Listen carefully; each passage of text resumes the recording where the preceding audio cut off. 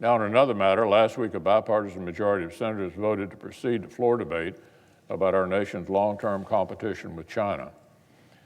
There's no disagreement that the People's Republic's strategic capabilities and its growing influence beyond the Indo-Pacific pose a singular challenge to American strength and security. There is robust debate about the right ways to address this challenge. The legislation before us arrived on the floor incomplete, and it spans a number of huge issues that occupy multiple committees' jurisdictions. It's a prime example of a bill that needs a thorough bipartisan amendment process here in the Senate. So far, we've had a few votes on important amendments. There are a lot more that need consideration, and we should not close debate on this bill until those amendments are addressed. Unfortunately, during one important vote last week, our Democrat colleagues sent a telling signal.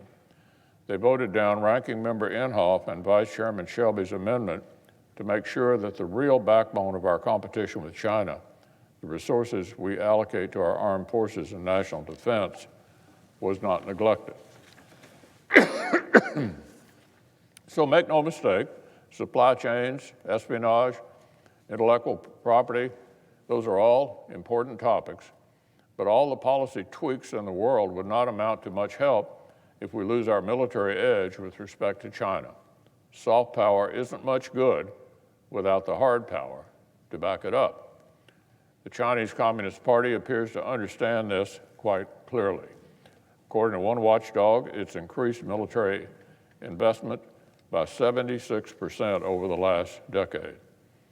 China has increased its military spending by 76% over the last decade.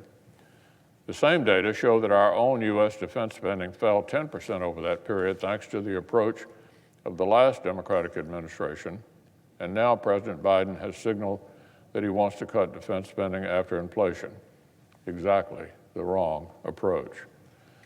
No serious strategy for our competition with massive foreign powers could leave the U.S. Armed Forces, their tools, and their resources out of the conversation in a meaningful way.